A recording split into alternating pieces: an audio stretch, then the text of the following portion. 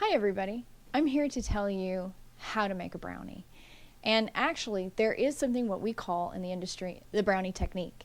And that's what we use every time to make a brownie. It makes the perfect brownie with this lovely crust on the top that's kind of flaky, if you will, and this beautiful fudgy center.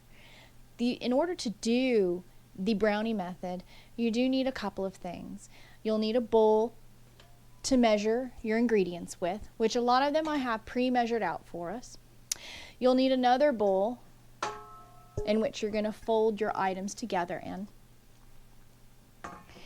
You're going to need a mixer with a whisk attachment. It doesn't matter if you have a stand-up mixer or if you have a handheld mixer. Either one does fine. You'll need some measuring spoons, a spatula. Here's my trusty dusty little spider spatula. I love it. You'll want a sifter. And last but not least, one of the most important pieces of equipment, if you have nothing else, if you have this, it will be the most important thing. I feel that you need a scale. What's beautiful about using a scale is that it allows you to be able to measure the ingredients the exact same way every single time. Cup measurements don't do that. Sometimes you scoop in more in that cup, sometimes you scoop in a little less in that cup. With a scale, you don't have to worry about that. All right, let's get started. So before we begin, I'm going to put my whisk attachment onto my mixer. Then I'm going to take the eggs and crack all of my eggs into the mixer. You'll notice here that I have all of these eggs in water. That's because my eggs came straight out of the refrigerator. They were cold. Okay, so what I wanted to do is I actually wanted to heat my eggs up just a little bit so that they would incorporate in with the sugar better. If for whatever reason you just took them straight out of the refrigerator, don't worry, we got a workaround for that. What I want you to do is you take those eggs from the refrigerator, crack and put them in your bowl, and then just take the sugar that you've already measured out, take a handful of that, throw it on top of those eggs and let it sit for a couple of minutes, okay? Then whip it.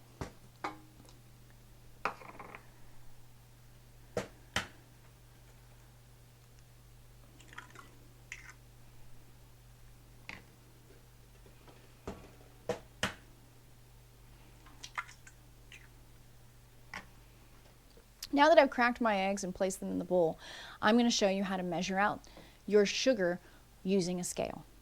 I begin by turning on the scale, which is why it reads 0. It reads 0 grams at this point. I'm measuring in grams, by the way. It reads 0 grams at this point because there's nothing on it. When you see that there's nothing on it, place your item that you're going to be measuring on it. So it says, oh look, that's 33 grams. What you need to do at this point is you do what's called a tare. Sometimes it says tare on the scale, sometimes it says 0. Either way, hit the tare or 0 button. And you notice that cleans it out, so it says 0 again. That means it's not going to incorporate the weight of your item as you're measuring your ingredient. For this recipe, I'm measuring 480 grams of sugar, or 17 ounces, which is 1 pound, 1 ounce.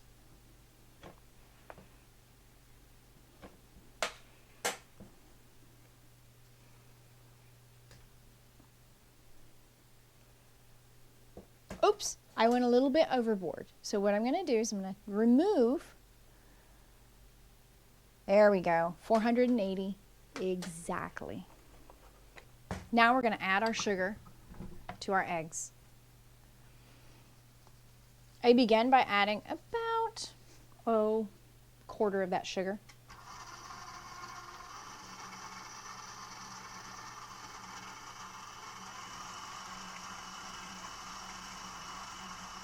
I start whisking the eggs on a low setting.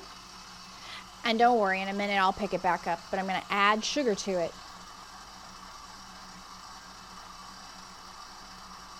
gradually.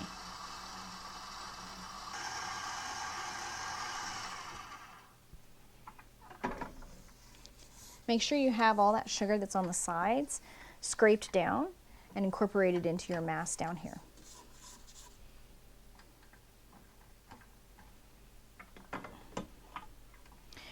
Here we go.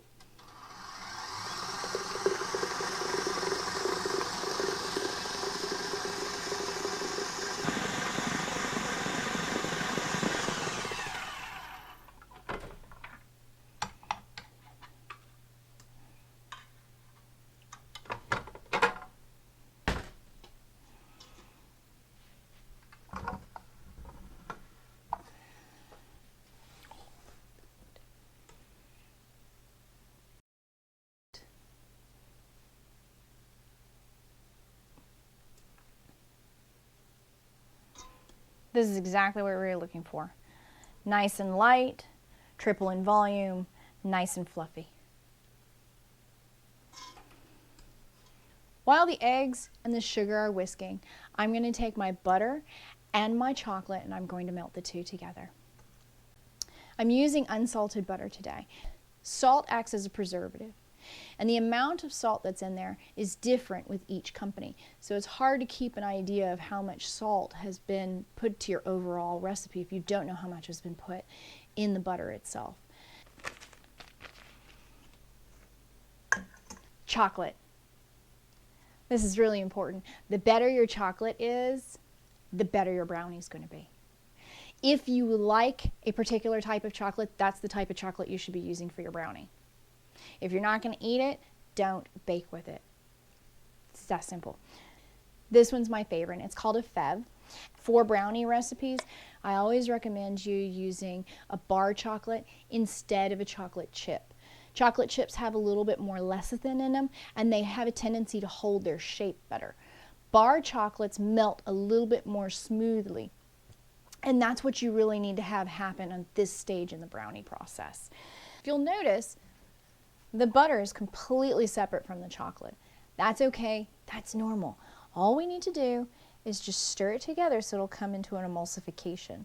I start by stirring just a little bit in the center. That way I have some part of it emulsify a little bit faster. It'll make it easier to incorporate the rest together.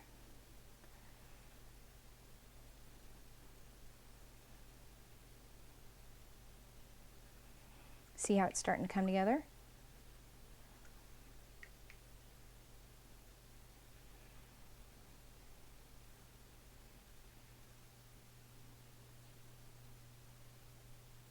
See, this part in the center is emulsified and everything else still looks a little bit separate. All I need to do now is just start incorporating some of that stuff that looks separate.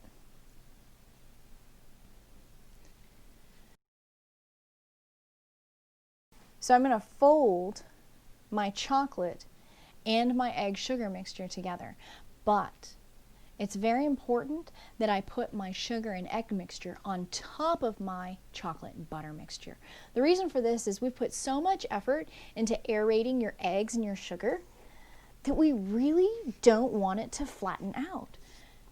So if I put the chocolate and the butter on top of the egg mixture, it would have flattened out.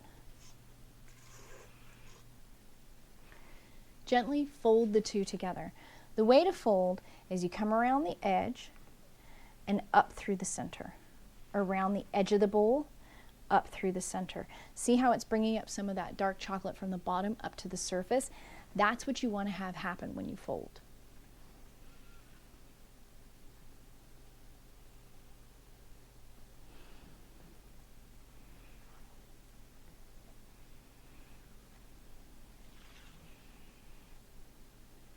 I have folded the egg and the chocolate mostly together. It's not perfect, but that's okay. We don't need it to be perfect at this very time, especially because we're going to add vanilla and salt to the mixture.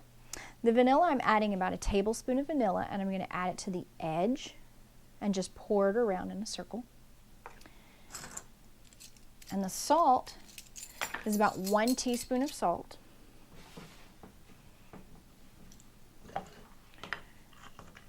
When you use measuring spoons, be sure to get the item that you're using in there. Fill up the entire spoon and use a straight edge to wipe off the excess. In this case, I'm using my finger. Like the vanilla, sprinkle the salt around the edge of your batter. Gently fold your vanilla and your salt into your mixture.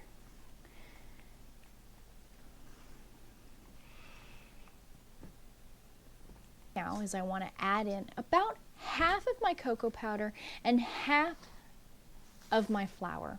The flour that I'm going to be using today is a whole wheat stone ground flour, but you can use all-purpose flour if you'd like to instead.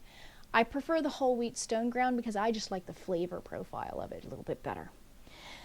The total amount of flour that's going to be added is 127 grams, so it's not very much. It's about 4.5 ounces.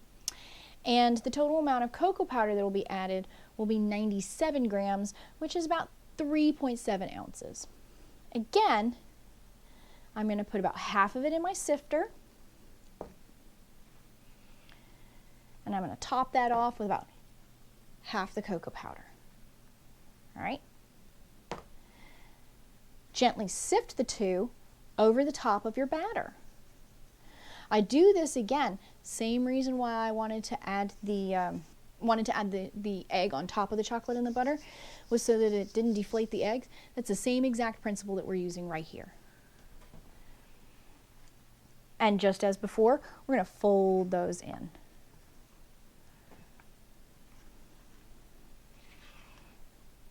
Now you're going to fold this in until it's mostly incorporated. It doesn't have to be perfect yet because we still have half the amount of flour and cocoa powder still left to do. So we're going to go ahead and add the rest of the flour and the rest of the cocoa powder.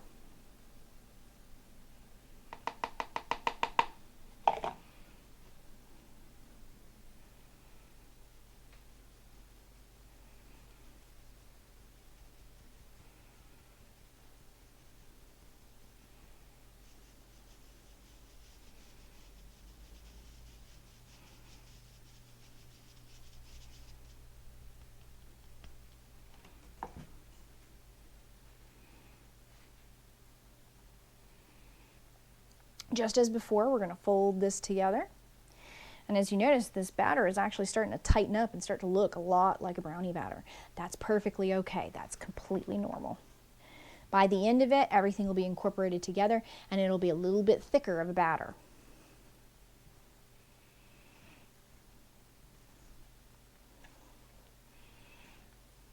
Look at this luscious brownie batter. Does that not look great or what?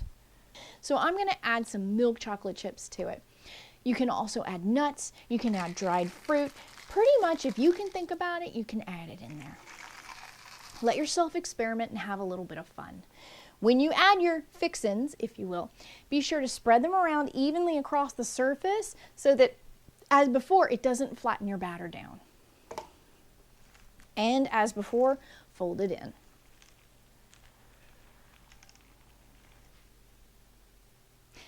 So batter's made, oven is preheated to 350 degrees. Now what do?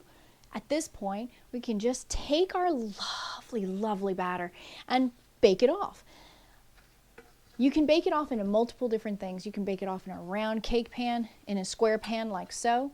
If you choose to bake it in a square pan like so, I like to add parchment on the bottom. I do not like to grease the sides.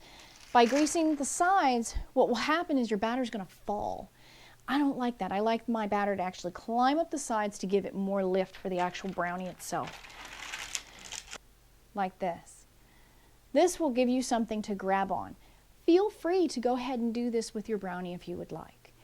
Remember, the thicker the pan, the longer the brownie is going to take to cook. The one that I'm going to use today is what we call a half sheet pan or a jelly roll pan. It's also sometimes referred to as a cookie pan with a lip. See how it's got this lip right here?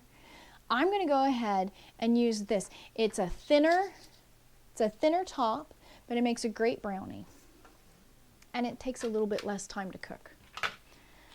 So what I do is I'm lining the entire bottom with a sheet of parchment. Okay? No grease, No butter for the sides. That is not my style.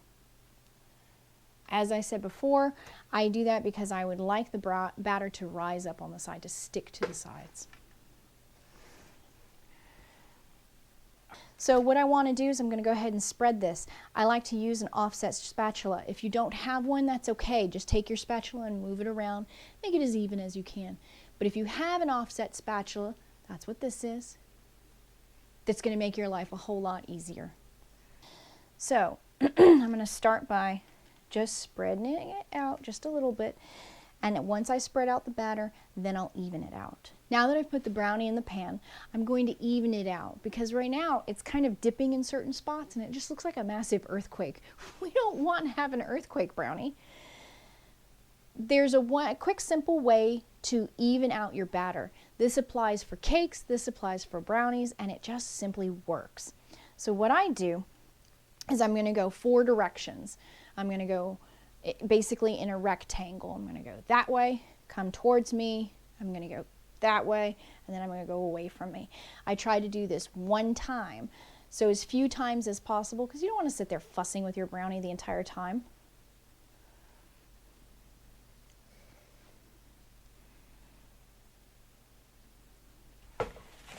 If you need to, turn the pan.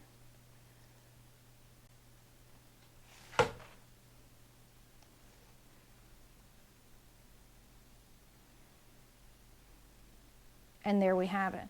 So I have a little bit much on this side. I'm just going to even it out slightly, but I'm not going to sit here and fuss with it all day long, because I could spend all day fussing with things if I'm not careful.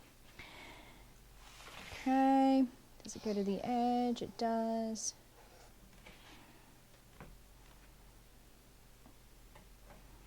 Now that our brownie is evened out, it's ready to go in the oven. I'm going to start by having it in a 350-degree oven for about 8 minutes. Afterwards, I'm going to turn it, and I'm going to see how much further it needs to go. You'll know that your brownies are done when you insert a toothpick, a knife, or even a cake tester, and it comes out relatively clean, but maybe 1 or 2 crumbs on it. Not batter, just crumbs. Be sure to give it 2 or 3 checks each time, because you might hit a chocolate chip in there and that will dirty your whole toothpick or your knife, and it'll give you a false negative, if you will. You know that your brownie is finished when the tip of your tester looks about like this. Notice how it's really, really clean. Watch when I turn it over. There's just a little bit of crumb right here on the tip. A little bit of crumb is great when it comes to a brownie. That gives it a little more fudgy lusciousness. Now, if this whole tip, if it wasn't just the tip that was this color, if it was the whole thing, then I'd say cook it longer. If you have sections of the brownie that are thicker than others, maybe you didn't get it completely evened out, test the thickest portion. Test the thickest portion a couple of times, just in case you accidentally hit that chocolate chip and it makes it completely dirty. If you notice, they have a really shiny top on that. That's the trademark of a great, great brownie. In fact, I'm looking forward to cutting into these. Before I start cutting, I want to actually loosen the pan just a little bit, because keep in mind, we did not grease this pan. So you just want to make sure that your brownie will actually come out. It just makes life a little bit easier.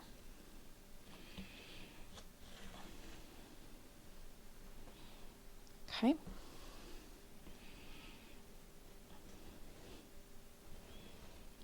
A pan this size, I can get about 2 dozen brownies out of this.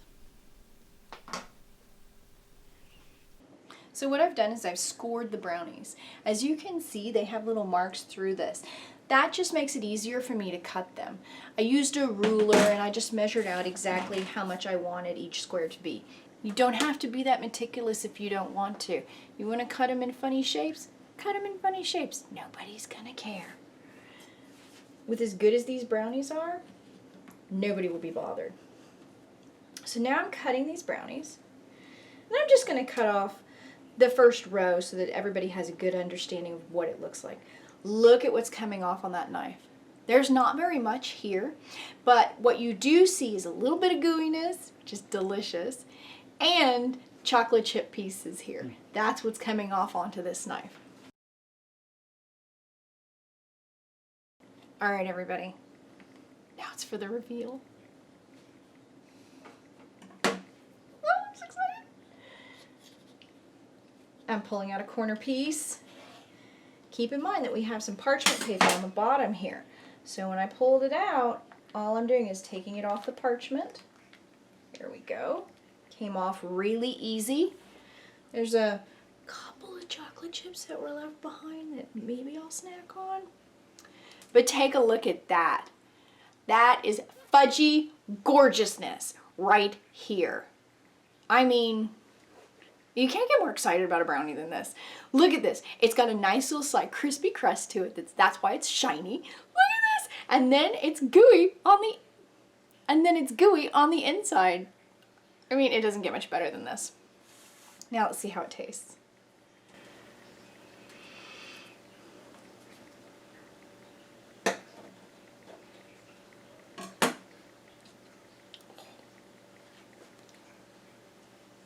Yeah. Yeah. Buttery, chocolatey, just a little bit of salt, but not too much. Perfection in a bar. Thank you for joining me on learning how to make a brownie and using the brownie method in order to do that. If you've enjoyed this video, feel free to hit like and please subscribe so that you can see more videos coming through on different ways to bake.